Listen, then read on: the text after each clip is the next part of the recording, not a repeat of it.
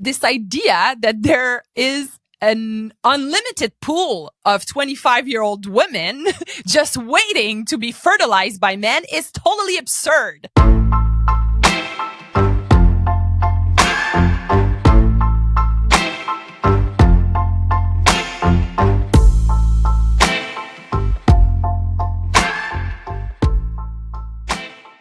All right, let's get into it. Today, we are talking about the over-sexualization of women and conversely, the under-sexualization of men. My guest today is Lili Boisvert. She is a columnist, journalist, and television host here in Montreal. And now she's an author. She wrote the book, Screwed: How Women Are Set Up to Fail at Sex. In this episode, we talk about the passive role that women play in sex and the active role that men are expected to play in courtship and in sex, and why that's problematic. We talk about how men wanting younger women shouldn't be seen as normal, but should be seen as what it is, a fetish, and why the patriarchy insists that you not sexualize men. This is an exciting interview. It's also explicit, and it's on concepts that honestly, I had thought about, but hadn't ever really been able to articulate. And so I am so grateful that Lili wrote this book and that we were able to have this conversation about a fascinating topic. My name is Sean Galanos, and this is The Love Drive.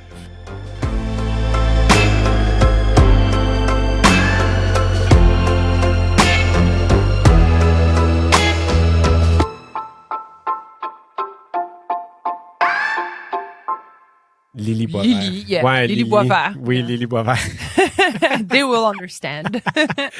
Lili, could you introduce yourself, please? Yes, I'm a writer. I'm a TV host. I do a TV show which is called S'Explora. It's at Radio-Canada, the French CBC.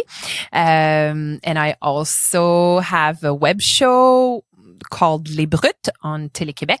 And it's about feminism and social issues that are very dear to my generation, the millennials.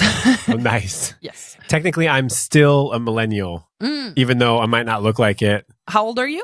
I'm 36. Yeah, that's still millennial. Okay. What's the cutoff? I think it's 37. Oh, thank God. Yeah. You're not even on the limit.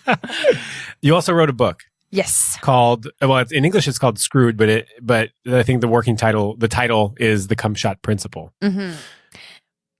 Can you tell me what the principle is all about? The cumshot principle is the way that we tell women in our culture, in our society, we tell women that they are the target of sex. So their body has to receive sex. They don't do sex. They are done sex unto. Right. They're screwed. They're screwed. They're not the ones doing the screwing. No, exactly. And the men are the one who do sex. So women are just like in a cumshot scene on a porno. That's the moment in the movie where the guy ejaculates on the woman's body. Yeah.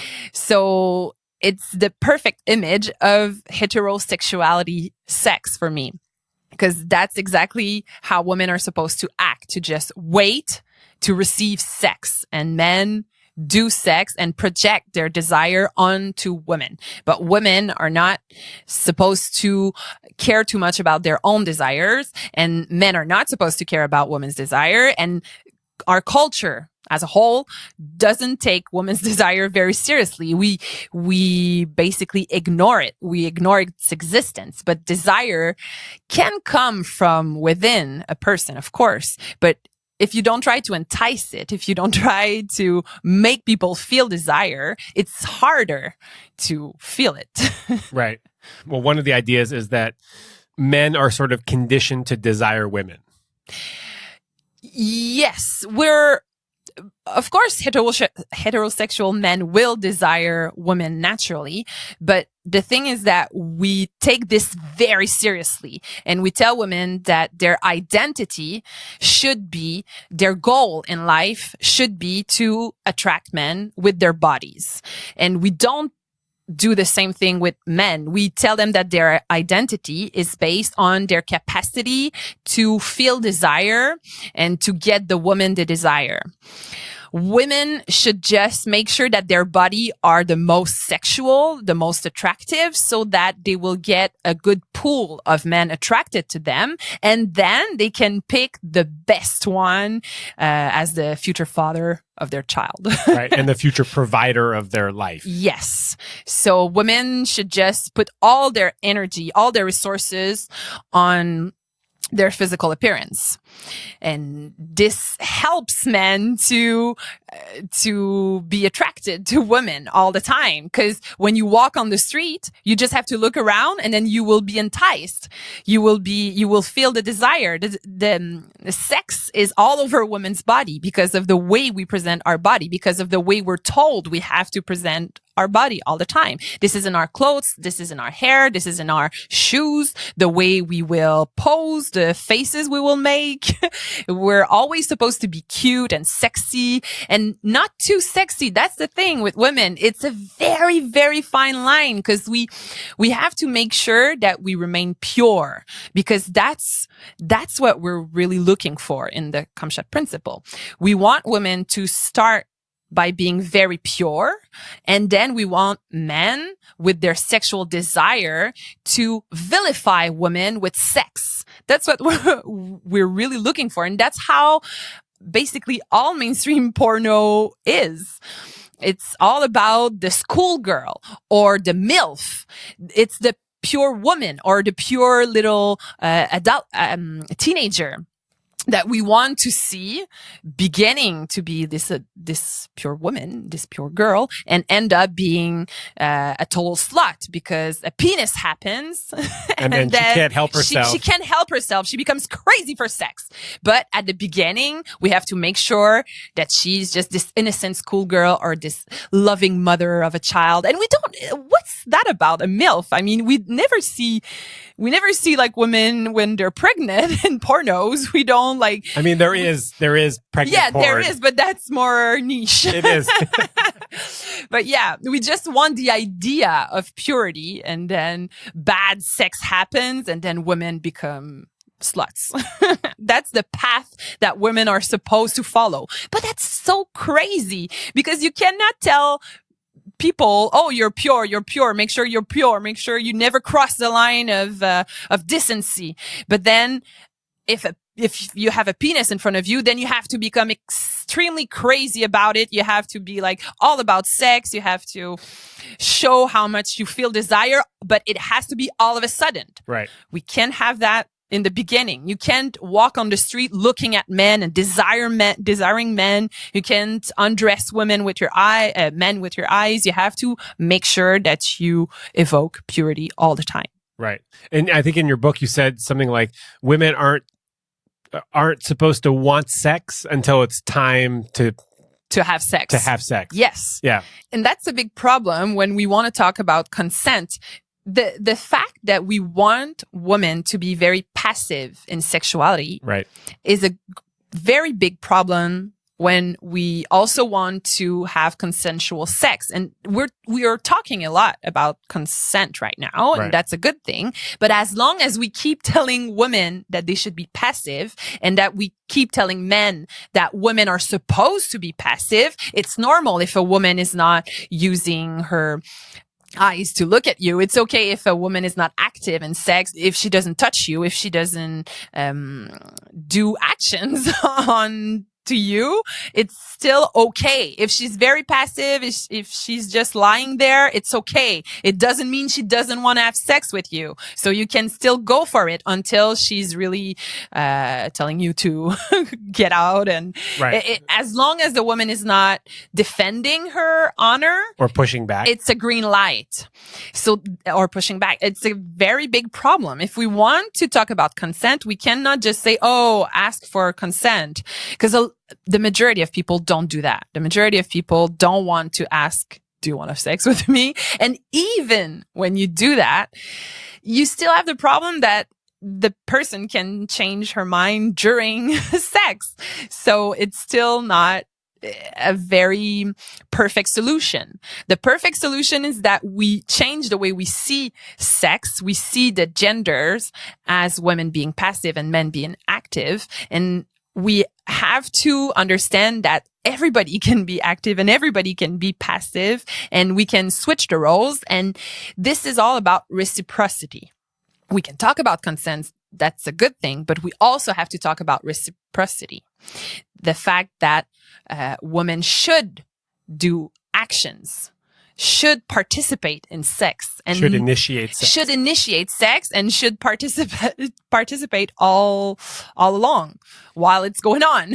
This kind of sex to me seems a lot more interesting. Mm-hmm. It's a lot more dynamic. Like when I'm just picturing a man. So we should also do the caveat that the book that you wrote is it talks a lot about heterosexual, all about pretty much, except for a few statistics, heterosexual, cisgendered sex and relations, because that is the dominant relationship style in the world. Exactly. And even if you're not a heterosexual cisgender person, you still have all this pressure that you're supposed to act a certain way, even though it doesn't fit with necessarily your orientation or your identity. Right. We're pressured and we're socialized and we're, what's the word?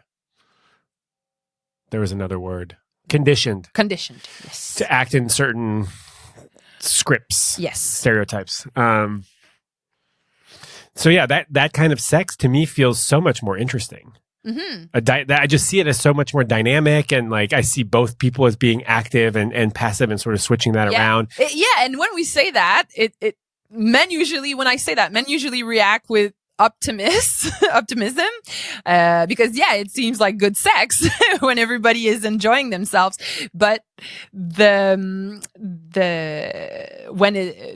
optimism stops is when I say that this cannot just happen just like that.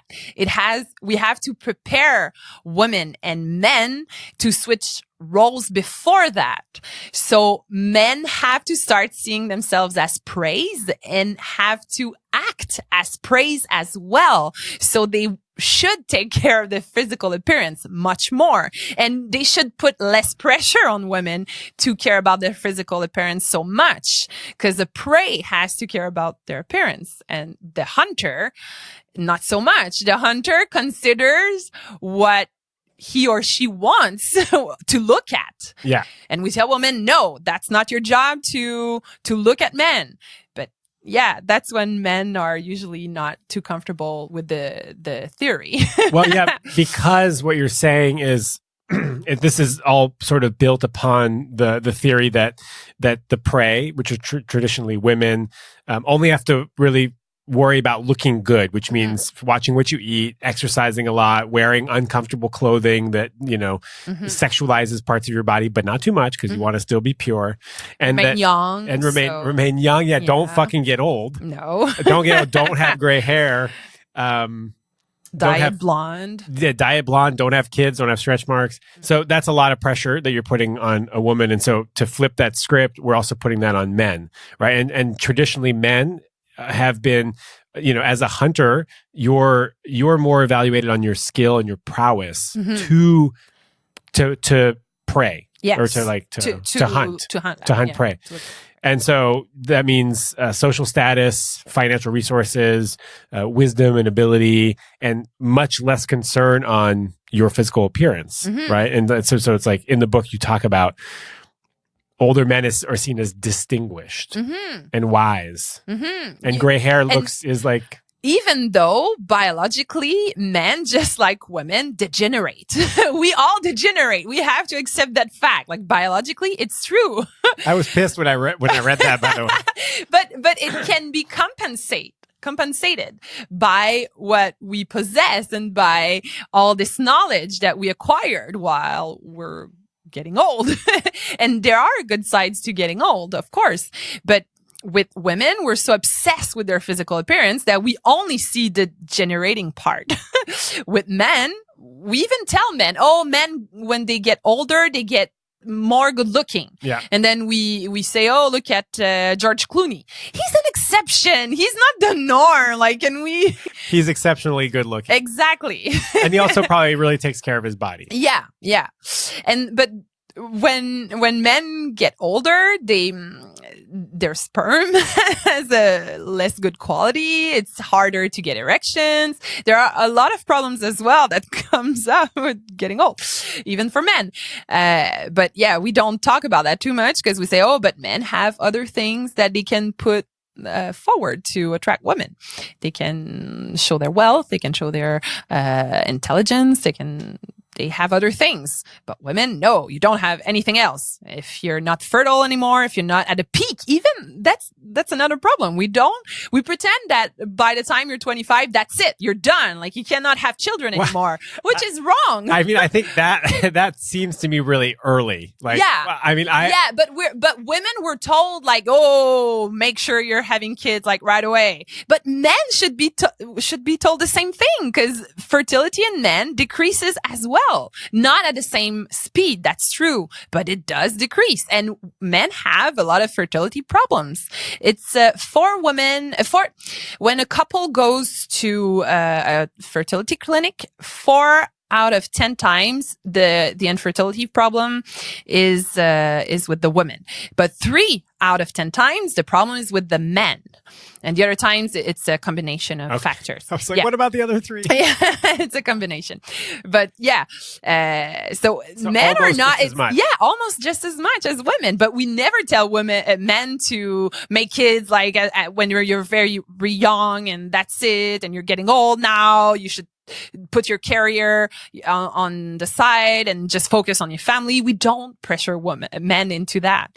We don't talk about how their sperm is getting old. No, never. But we tell women that the clock is ticking all the time. Yes. They even actually say, like, I'm 36 and people are like, oh, don't worry, you got plenty of time. I hear this all the time because I want kids. They're like, don't worry about it, you got plenty of time. Even if we say this is true, men can be fertile all their life biologically. Men with the andropause, it's not the same thing as with the menopause where it really stops. Even if we say that, this idea that there is an unlimited pool of 25-year-old women just waiting to be fertilized by men is totally absurd. There's not that many 25 years old women out there in the world. But every man, it seems, thinks that, oh, it doesn't matter if I want a kid when I'm 45, I will get a 25 woman and then I'm all set. No, the 25-year-old woman mainly wants to be with the 25-year-old guys. Yeah. But well, yeah. It can happen. It can happen. But when we look at what women declare that they want, all their lives, women declare that they want men the same age, around the same age as they are. So a woman who is 25 will look for guys who are 25. A woman who is 45 on dating sites is looking for a man who is 45. But men, even though as they grow old, they still look for women who are 25. And it's absurd. It is. It's absurd. Also, it is. You will end up alone. you'll end up alone. And like, I think just like developmentally speaking, like maturity wise, like between a 45-year-old man and a 25-year-old woman, like it's not a good fit. No, but it is a good fit if you're very traditionalist and all you care about is this dynamic where the man has the control, has the power in the couple, and the woman is the passive, submissive part of the duo. Who will have the kids and then raise the children. Yeah, and then look up to the man in her life and wait for him to tell her what to do with her life. I mean, that does sound, I guess, kind of easier if you're looking for the easy road. Yeah. But it doesn't sound interesting. No. Although to a lot of men, of course, yeah. But I think to some men that sounds controlling women is something that they very much want to do. So to one degree, I see that could be like the easy way out, but it's also not equal and it's not interesting if you're wanting to co-create something that's like beautiful and long lasting and like engaged. And my main argument is that even when you just take the biological argument, what's optimal is still people the same age having kids together. Right. That's still what is the best way if you want your species to survive. Because then you maximize the number of people having kids. Oh, because if you look at the data suggests that people generally look for people around their same age. What I'm saying is that if you tell all the men to wait the longer to find a woman who is younger, right, you will still only have a very young pool of women accessible. Right. So all these men will have lost their time. Right. Their time. Oh, cool. Yeah. I'm worried now. No. You can still have children. You I have still, all your exactly. time. Yeah, I still got plenty of time. We're just talking about other men. Yes. So yeah, I'm enjoying this conversation about like the passive role in courtship, and then the active, of passive role of women, the active role of men. I met a woman recently in December who came up to me, who introduced herself to me at a party in such a manner that I found it very aggressive until I realized that she was doing exactly what I do all the time. Mm-hmm. She didn't do anything out of the ordinary, but to me, I was like, why is this woman, why is she being so aggressive? Uh-huh. Now I'm in a position of having to calm her down. Not calm her down. Hey, calm down. Not calm her down, but react. Yeah, I had to, because it wasn't totally unwanted, but I didn't know if it was wanted yet. I didn't know how I felt about this person. So I found myself in a situation that most women find themselves in all the time, of having to not ward off an advance or I don't know. I just felt really defensive. And it was really weird. Yeah. And now we're dating. Ah, good. And she's also older than me. I like that story. But yeah, I've been in that position also a couple of times. And when I say that, people understand that I'm a very aggressive woman. I go after men all the time. I don't. Most of the times I have men going after me, but the few times I did it, the few times I went after men, it was a big deal also for me and for them. And they told me that that's the first time something like that is happening. And yeah, it's not, we notice it because it's not what we think is natural. But yeah, I think we're getting there more and more. And even when we look at the cougar stereotype, this idea that older women are now attracted to younger men and younger men are attracted to older women. Well, the statistics show that there are more cougars than before, but we still remain in the cumshot principle in this dynamic in a way, because now younger men are going after older women as well. It's not true that if the woman is older, that she will necessarily be the more aggressive in the seduction dynamic anymore. It used to be like that, but yeah, now the traditionalist way of creating sexual tension remains. Yeah. So men they've taken back control in this one area where they didn't have control. They've found a way to take back control and to start seducing again. We're more open to this idea of a younger man with an older woman now. Right. Yes. But nowhere near as open as we are as from older man to a younger woman. No. I mean, that's just it's not portrayed that much in movies. And that's interesting also when we talk about in the book about the Hollywood gap. We see older actor with much younger actresses all the time, and they're not pictured as older men with younger women. They're just pictured as normalcy. Is that normalcy that you say? That's just it's just normal. They're not. But if you see the opposite, an older woman with a younger man, then she will be labeled a cougar. And if it's in a movie, it will be a movie about an older woman with a younger man. The Graduate. Exactly. I can think of one movie. Yeah, they're not that many. There must be a few more, but yeah. But generally speaking, it's not the norm. But the norm in Hollywood is that older men are with younger women. Yeah. And they don't get a label for that. So there's a label that exists. It's the Puma, but it's not very mainstream. So I think we should talk about the Pumas more. Men who are attracted by much younger women. Yeah. So basically just men. Well, it's what we're told is, yeah. And that's what we're shown, and right? Yeah. But it should be called a fetish because that's what it is. We don't see how it's a fetish because it's so mainstream, this habit of men wanting younger women, but it is a fetish. Right. It's what men are told they're supposed to be attracted to. It's funny. You were talking earlier about how you personally have also have seduced men. Mm-hmm. You didn't use that word, but how you've pursued men. Mm-hmm. And in your book, there's a story about how you were sort of empowering and taking charge of your sexuality and your desires to have sex, which is sort of flipping the script a little bit Mm-hmm. of the cumshot principle. And then yet at some point throughout the interaction, right, you met this guy or these guys, you brought them home, so you seduced them, and then at some point it flipped back to the men sort of taking control again, and me being passive. Yeah. And then I'm like, oh, what I thought was empowering only lasted for a couple of hours, and then when sex comes up, when sex happens, I'm still this very stereotypical girl. I still become much more passive.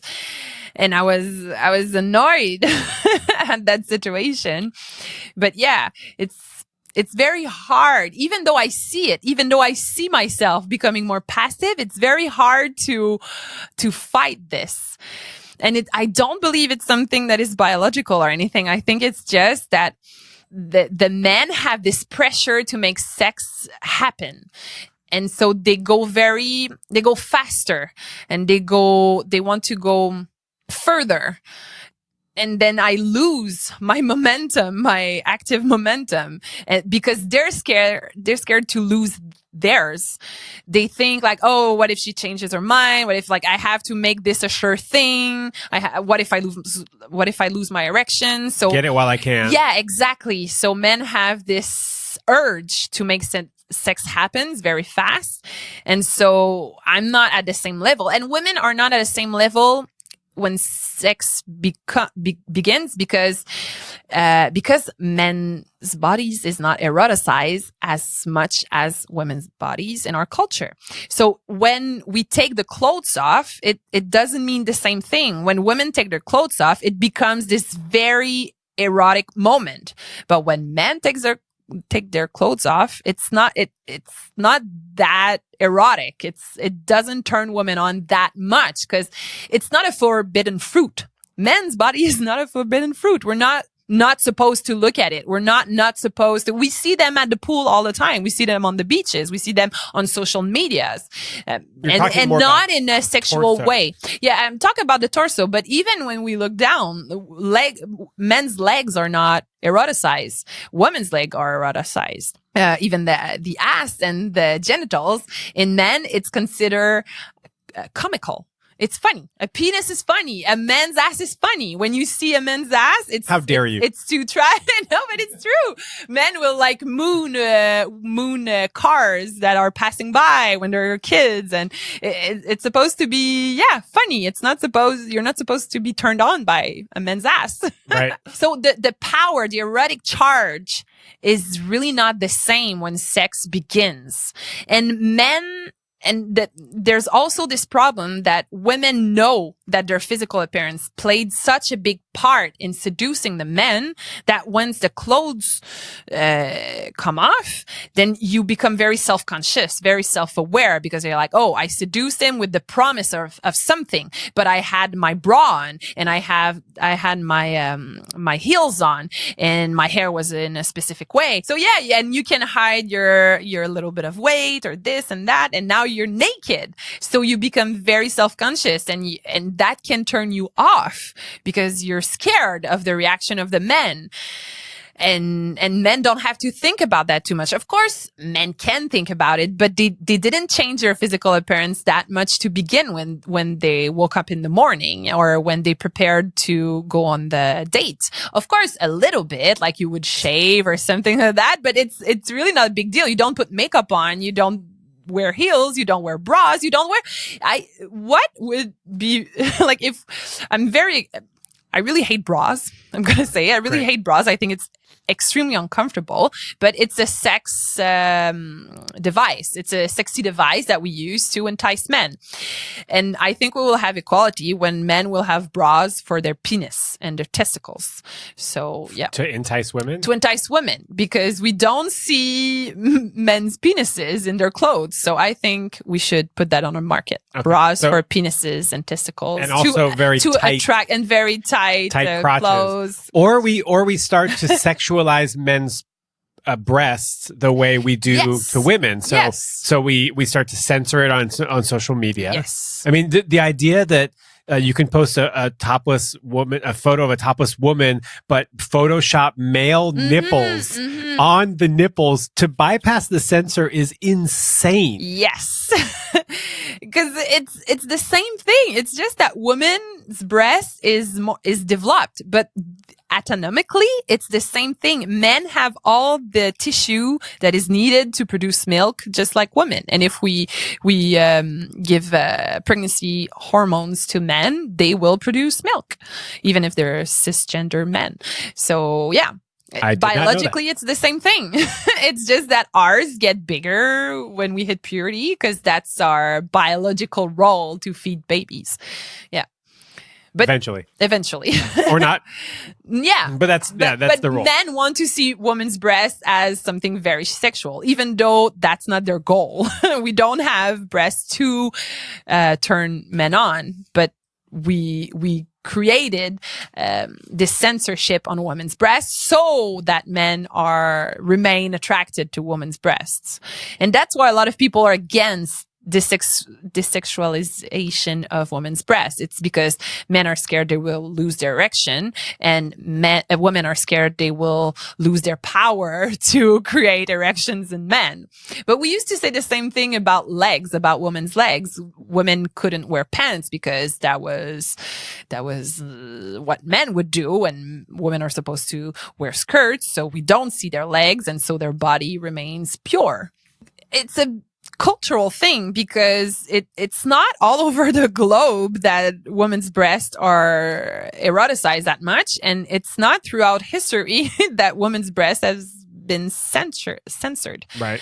It's a very modern Western thing when we look at history and at the whole world. We're very ethnocentric when we say that, it's biological, it's all over the planet, it has been like this from the beginning of times. That's not true. That's not true. Anthropologists have shown that no, the majority of cultures throughout histories didn't sexualize women's breasts. Free the nip. Free the nipple. Yeah. Yeah. Free the nip. I guess I'm curious, like, there's a part in your book that sort of talks about why the patriarchy insists that women not treat men as sex objects. Mm-hmm. And I'm just so curious about that. It's because men are too important. It takes a lot of resources, a lot of time, a lot of money to attract the opposite sex with your body. You have to care about your body a lot. You have to put it forward. You have to buy things, clothes, makeup, creams. Eat certain things. Exercise a bunch. Or not eat certain things. Not eat a lot of things. Not eat a lot. It takes a lot of space in your brain. You have to really think about that all the time and be wary of that. It's a lot of work. It's a lot of work. And if men would put the same amount of work on their bodies, they couldn't put that on more important things like their careers or like knowing stuff. Consolidating wealth. Yeah, consolidating wealth. Keeping women oppressed. Yes, exactly.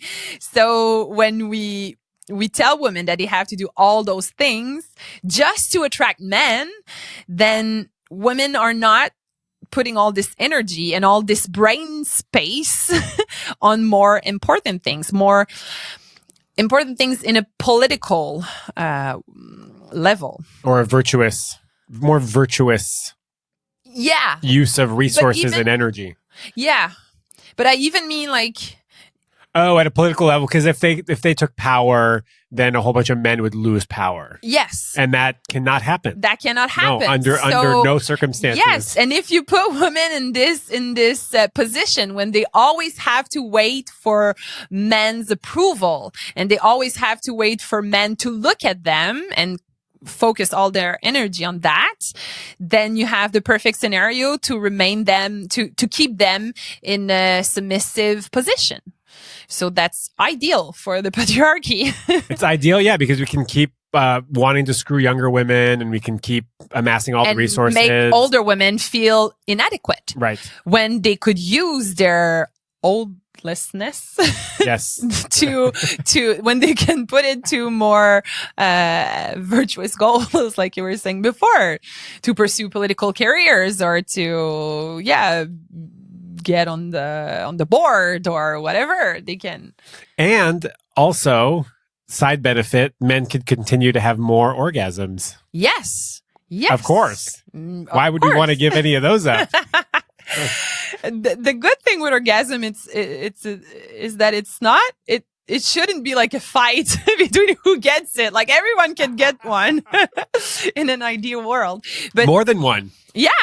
For more women. Than one. Yeah. Men can too, but there's a specific way to, you're showing me a book. You have a book about that? The multi-orgasmic man. See? Yeah, there are ways that you can have multi-orgasms. But that's funny because men usually say that when I talk about the orgasm gap, men always tell me, oh, but you women are multi-orgasmic. But that's not all women. You should understand that. That's not all women. A lot of women cannot have multiple orgasms. A lot of women cannot even have one orgasm. Right, let alone multiple. Yeah, so it's not that easy. It's not something that evens the fields, the playing fields. Yeah, that's not how it works. And when the studies that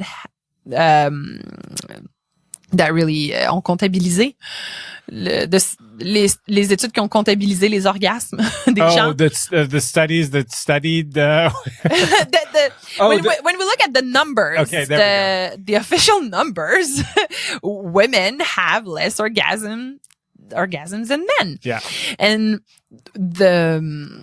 the main reason for that is that we focus way too much on penetrative sex. The vaginal orgasm. The vaginal orgasm, the J-spot. We are obsessed with that because that's how we think sex should be for men and women, because that's how you make a baby.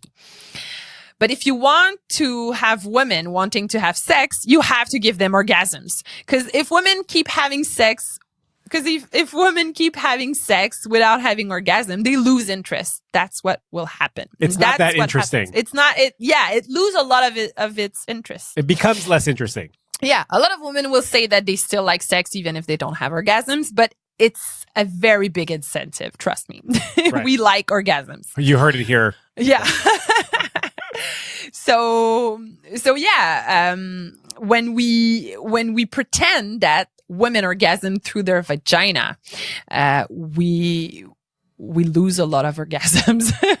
And when I say vagina, I mean what's going on inside the woman's body. I mean the canal, vaginal canal. Because when in English we say vagina, even if we want to talk about vulvas is what is going on outside of the woman's body. It's what we can actually see with our eyes. That's a good way to describe it. Yeah, it's the lips of the vulva and the clitoris and the pubic mound. The pubic mound. The vaginal opening. Yes, all of that, which is the exterior of the genitals, is what is it's the part that is the most unnerved.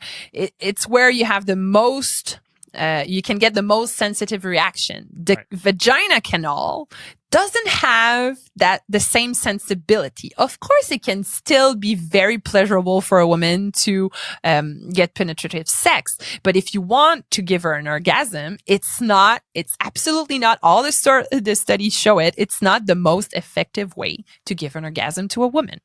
So you're working against women orgasms if you focus so much on what's going on inside and you forget what is outside, because that's the most sensitive part. And I think the numbers are something like 1/4 of women can have penetrative orgasms. But I think it also has a lot to do with the fact that the clitoris is being stimulated in other ways. Yes. Most notably on like the pubic bone of the giver. You can reach the clitoris with penetrative sex, but if you do positions that don't do that and you completely forget about the clitoris, it will be harder. Like maybe doggy style is the problem here. Yes. It can be very fun, but it can be, how do you call that? Un préliminaire. Right. That's it's like a appetizer. Yeah, it can be, the doggy style can be an appetizer for more. Something that's more connected. Something that has more sensation. Exactly. Penetrative sex for women is very often a preliminary thing. Yeah. There's a book by Dr. Ian Kerner called She Comes First. And I love just the concept that, like, of course it's not like a race, and it's not a tit for tat, but like you said, there's a lot of benefits to having orgasms. Yes. And even if the woman doesn't come first, because that's a good message to get out there. It's a good message. But even if the woman doesn't come first, there's still things you can do after the man comes. Well, but so men are just less interested in sex after they come. Yeah, but just as women also, once we had orgasms, we're not that into it anymore. We pretend we are so you can come. That's part of being nice when you're having sex. We're told we have to be nice. We're told that men have to have orgasms, but you're not told the same. You're told that, once you have your orgasm, if the woman didn't come, then just too bad. Well, why? Who knew if there was going to have one anyway? It's too complicated. Maybe it's the elusive female orgasm. Yeah, and I don't know how it works. You have to go hide in the bathroom and masturbate. But don't hide. You could just do it right here. I can help you. Yeah. That's another option. That's the other option, right? Is that we can help our partners have orgasms. Mm-hmm. And another important thing to say about orgasms and the clitoris and vaginal sex is when we talk about masturbation in movies and in porno a lot, we will see women penetrating themselves a lot when they masturbate. But when you look at the studies, the vast majority of women, I'm not sure about the exact percentage, but I think it's something like 95% of women don't penetrate their vagina when they masturbate. I've seen some women masturbate, not in porn, and I've never seen them penetrate. It doesn't come naturally to penetrate yourself when you masturbate, because we instinctively know that it's more efficient to concentrate on what's going on outside your vagina.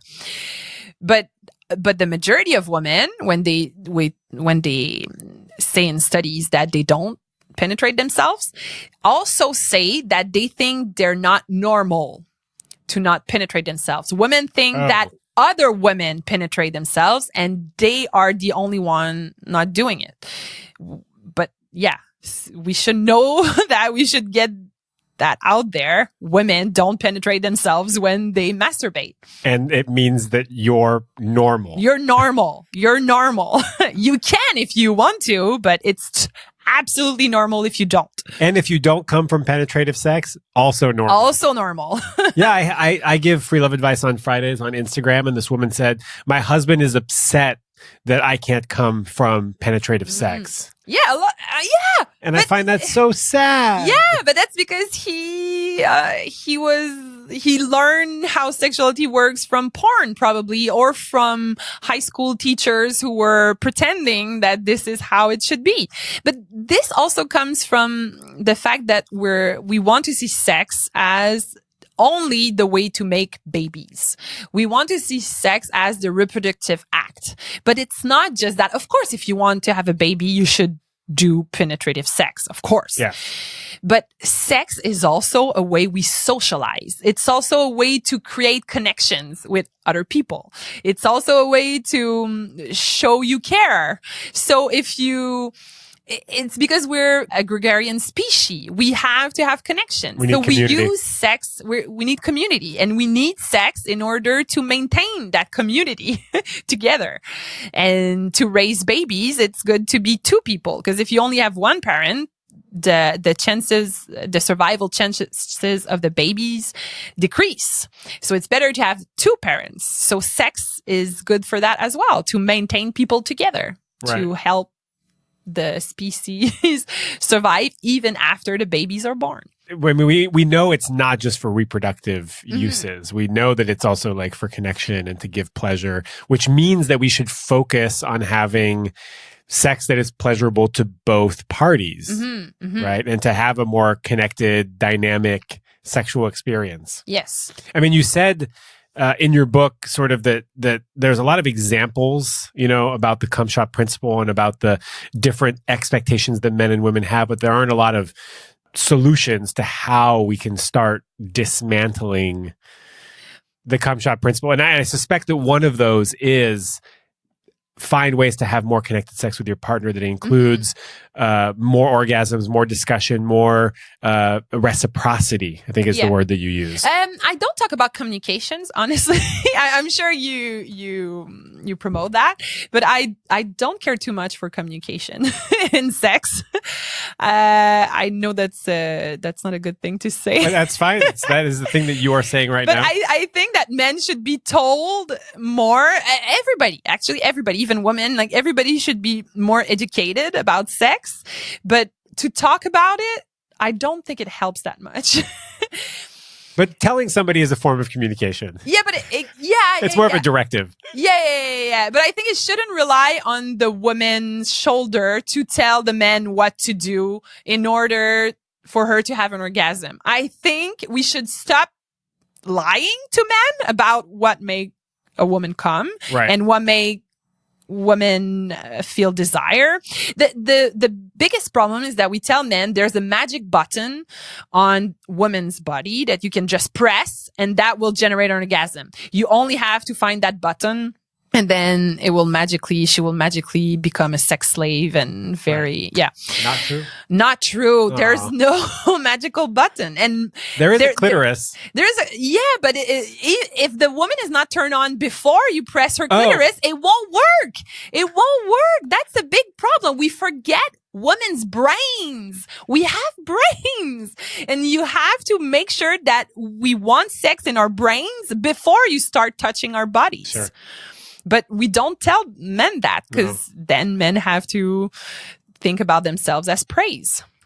Yeah, and it sounds also like more work. Yes, probably. And that, like, generally speaking. And then you will be able to read less books and play less games on your computer. Right, consolidate less wealth. Exactly. That's less interesting.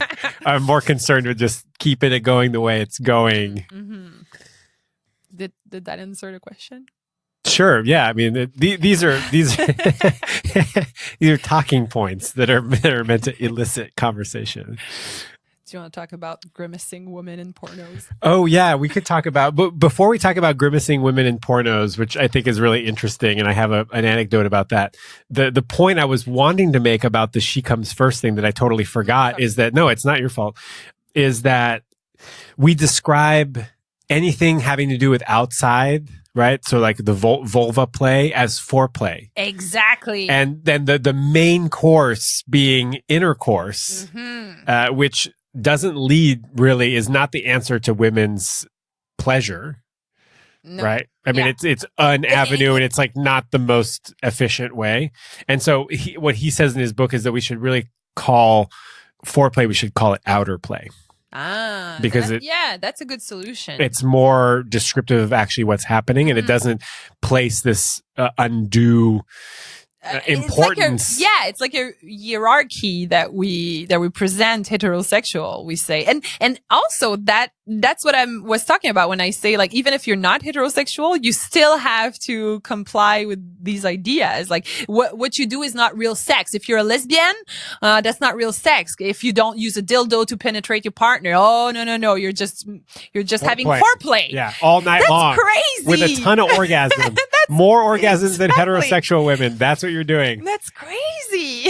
So yeah, we have to get rid of all these dated concepts of foreplay. Foreplay is a dated concept. And I understand that it was very important before, maybe like for my grandmother, that was a concept that was important so that her husband don't just start penetrating her all of a sudden. So there could be some lubricant. She could be wet a little bit. Exactly. That I understand that it used to be very important, but I think now we're past that. Now we know women have to be lubricated before you start having penetrative sex.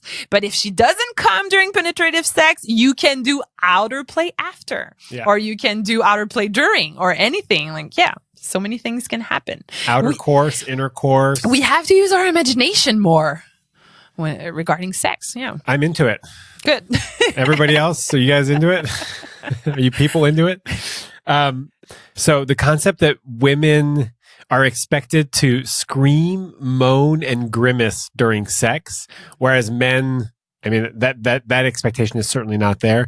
And what those effects are on sexual relations. Yeah, that's a big part of the cumshot principle. And it's something we never talk about. We pretend that it's completely natural that women will moan and be like, it's not fake. Okay, let's be clear. It's not necessarily fake, but it's something that we do because we know we're supposed to do that. We don't have to make like all these faces and bite our lips and do all these things. We do that to turn men on. We do that to feel we're adequate. We do that maybe even just because we're mimicking what we saw in movies and in pornos and even in Harlequin books. When it's described, like she couldn't help herself, but Right. She was moved to moan. Yeah. So of course there's a spontaneous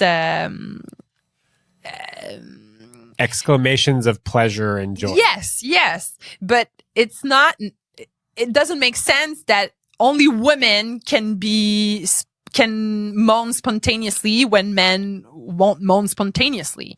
It's not normal that men are completely silent and women do. We put on a show, and when we don't do it, men get a little bit scared. Like, what's going on? Yeah. How come you're not moaning? How come you're performing? Yeah, we do that to comfort men in a way. And to communicate. That's a way of communicating. Oh, I like what you're doing. Like, I'm going to moan, so you keep doing it. That's the way we communicate. We don't necessarily have to use words. But that shows us how passive we see women.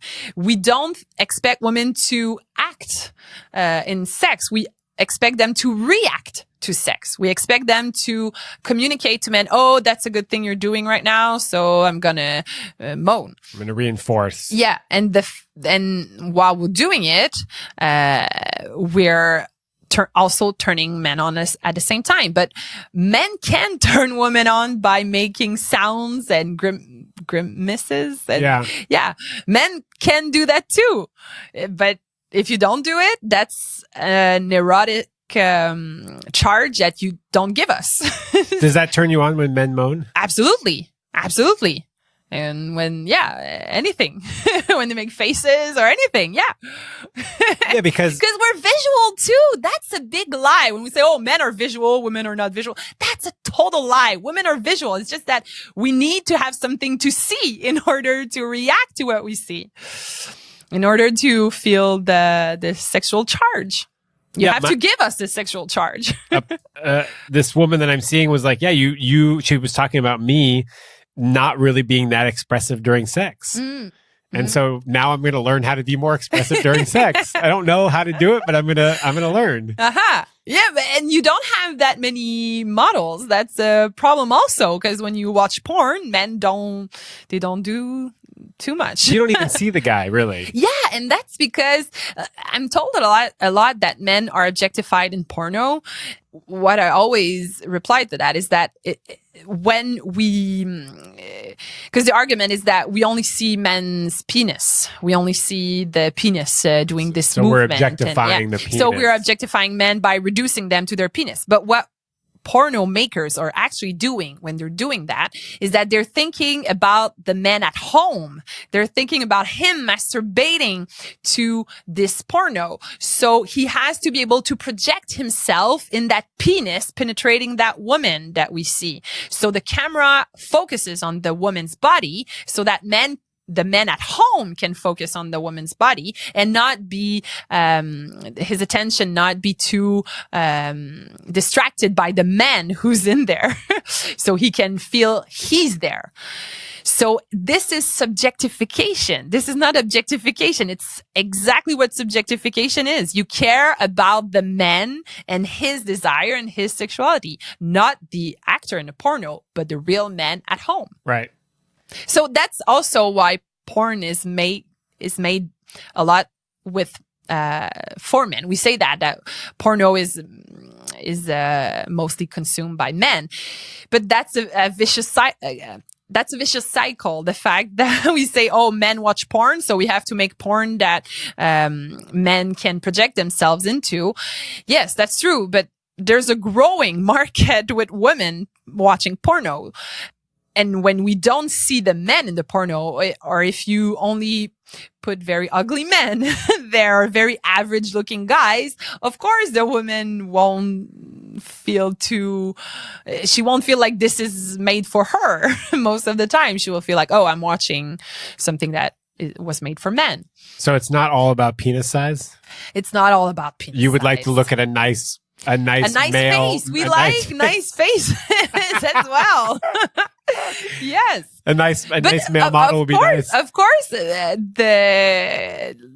penises are important. The women can be turned on by penises, but if you just give us that and there's no sound, there's no like male sound, male voices or anything, you just reduce the scope of what we can get turned on by. Yeah. That makes a lot of sense. Give us more. There's a growing market out there. I mean, I think there are. When we think about female porno, we think, oh, it should be soft. That's not what it means. Of course, we can want soft porn, but we can also want hard porn. Women cannot be put in this box like, oh, this is for female because it's very soft. That's not a good answer. We should have a wider range of things that are made with our desire in mind. Yeah, with the audience in mind. I mean, I think some of that is happening. Yeah, it is. There's definitely like feminist porn and a lot of like female producers and directors that are going there. But again, it must be like a drop in the bucket of what's actually being produced. Yeah, it's not mainstream. It's not mainstream. You have to look for it. Let's get it mainstream. Yes. I've got one last question for you. And it has to do with, because we're talking about objectifying. And so I want to touch on, what does it mean to objectify somebody? And like, how does that play into the whole? Yeah, a lot of people think that when we say, oh, this person is sexy, we're objectifying the person.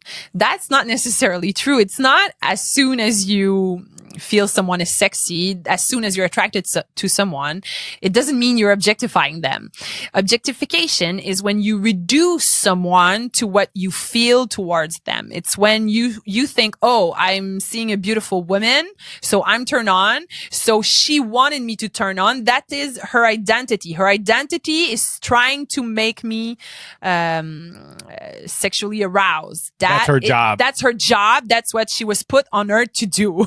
That's objectifying. That's objectifying. Turning a human into an object. Yes. And its sole purpose is to whatever that purpose is, but in this case. It's forgetting that the woman is a human being and she didn't necessarily want you to be turned on by her. Maybe she was thinking about another man she wanted to turn on. Maybe she wasn't even thinking about that. Maybe she's a lesbian. Maybe she doesn't have sex at all. Maybe she has no desires. She's asexual. You don't know. That's the thing. So you cannot act on her as though this is because you feel attraction that she's responsible for that. She's not responsible for that. You're responsible for your own desire. So the difference when you objectify someone and when you just find someone sexy is, do you recognize that this person has her own mind, has her own sexuality, and is not necessarily attracted to you? You have to engage with her in a normal way, not as if she owes you something because you find her attractive. Right. And that's objectification. And yes, men can be objectified. It can happen that a woman will treat a man only in a sexual way. And we can even argue that a one-night stand is objectification. Let's say if a man and woman meet in a Tinder bar, or and then they only want sex and they are both reducing each other to what they feel on a sexual level, then this is objectification. But it doesn't necessarily harm people. Consensual, reciprocal objectification. Exactly. Why not? If that's what everybody wants. Men can objectify women can objectify men.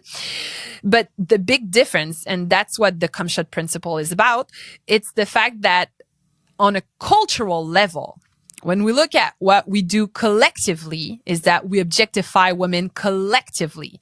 We tend to think that women are on earth so that men are turned on by them. That's their role on earth. It's to turn men on and then satisfy men that are turned on by them. This is extremely problematic. Very limiting. And this is a big problem in our society. And this is, to me, the root of inequality in our society. The fact that we reduce women to people who are on earth so that men can ejaculate. This is crazy. Yeah. But we keep telling this story over and over and over. And so, women are objectified as a whole, as a gendered, we're objectified. Even though, of course, a guy can see women as human beings, but he's still told, and the cultural product that he will consume will still tell him that women are sex objects all the time. And fashion is one thing we usually forget when we talk about objectification. We only want to see objectification as the very obvious things, a picture of a woman naked, so you can try to sell a car, or barely dressed, but it's not just that. It's even in the simplest little things that we do. The fact that women will dye their hair when they will get gray. This is objectification because we don't expect men to do the same. So we tell women, this is what you have to do so that men can feel turned on. And we don't look great with gray hair, by the way. I think women look great with gray hair. It's on fashion right now. It's on trend. They're even like women buying gray. No, don't gray your hair. Don't dye your hair gray. I mean, whatever. Do whatever you want. But I think women that are confidently gray. That's the thing, because we're not. I mean, women are taught or told that they look good with gray hair. Yeah. But I want to say that you do look good with gray hair, and you should rock your gray hair. And that's one power to gray hair. Yeah, power to gray hair. Also, power to women. That's one small step, towards sort of like reducing some of these inequalities. And I guess actually I lied. I have another question. Sorry, I didn't mean to lie. I'm very offended. Okay. I'm sorry. I know that the book doesn't talk about the solutions to this thing, to this epidemic. Anyways, I'm Yeah, gonna I'm ask sorry. you. Yeah. I don't have a lot of solutions. I only have the problem. What can we come up with maybe that is like a good starting point for some of this dismantling that could be beneficial? The easy answer is always education. We should, and there's a lot of talk about that, about how we can educate kids now, but what we forget when we say that is that so many adults, like the vast majority of adults, need education as well regarding sexuality. So yeah, education is one thing. And awareness. We have to start with awareness, because of course we cannot necessarily change our fetishes. If you're a 50-year-old French guy, French intellectual who has a fetish of 25-year-old Asian women, of course it's very hard to change it like just like that. But when you're conscious that this is a fetish, this is not necessarily biological, this is not necessarily something that is the norm. Yeah. Then you won't participate in trying to make this a fetish for other people as well. I think does that make sense? Yeah, it does. If you're not like, oh, I'm attracted to like women with big boobs, if you're not talking about it so much, I think that's something that men do that put a lot of pressure on women all the time, is talking about women's physical appearance all the time in front of women. Right. That's something men should really stop. Like being superficial in a very as if it's totally normal. And women don't do that. We don't talk that much about men's physical appearance in front of men. We feel ashamed to do that. I mean, it's inappropriate. It's inappropriate if a woman does it, but it's inappropriate.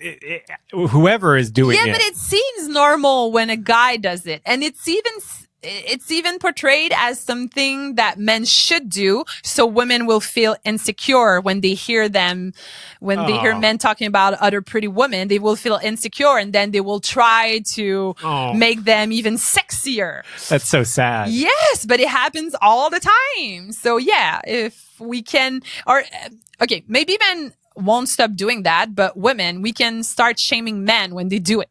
Yeah, that's right. That's my solution. Well, that's also placing more burden on women to do more of the emotional labor. I know. But yeah, we should change this generation, and then maybe the next won't do it. Yeah. But what you said in your book is that it's not just up to women. And what you said while we were talking is not just up to women to start to correct men, but for men to start looking at this behavior, start looking at how this is showing up in the world. A great place to start is to read the fucking book, because there's a lot of examples, and we have work to do. Mm-hmm. Yeah. I think I'm defeatist when defeatist, can I say that? Defeatist. I think I'm defeatist when I say that, men won't change, like women have to shame men. But that's not true, because there are a lot of men that do understand and that do get that there are problems with the way we portray sex and the way we do sex right now. There's just not enough. But yeah, men who want to help can talk to other men. Yeah, that's a good solution. That is a good solution. Mm-hmm. I try to talk to other men. Good. Through this podcast, hopefully. Yeah. I hope they listen. Where can we find your book? In every store, I think, online. I'm sorry, I don't have an answer prepared. Amazon? Amazon, yes, okay. On Amazon. That's usually the answer. Yeah, okay. Because I think it's in bookstores, but in English, I'm not sure. I'm not sure if... Well, you can find it online. Yeah, you can find it online. And I think maybe on your website? I don't have a website. Oh, okay. Well, where can we find out about you? You don't have a website. That's wild. Oh, yeah. I've just never interviewed anybody who doesn't have a website. Ah, really? I'm excited. I guess on my Facebook page, people can reach me. Yeah. I'll have Facebook links page. For all this stuff. But your book is available online, and it's available in stores in French. Yes. In Quebec. Yes. I'm not very capitalist, I realize. I'm not good at marketing myself. I don't have a website. I don't know where my book is. I mean, how are you going to consolidate wealth? Yeah. How am I going to do this? I should get on it. Some man will help you, I'm sure. Yeah. Nice man. Thank you so much. You're welcome. Thanks for having me. Yeah.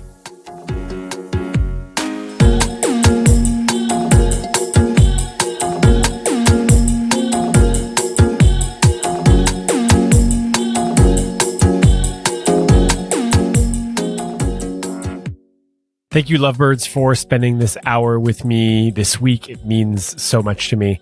If you want to find out more about me or my coaching services, or if you want detailed show notes about this episode, go to thelovedrive.com. Have an amazing week.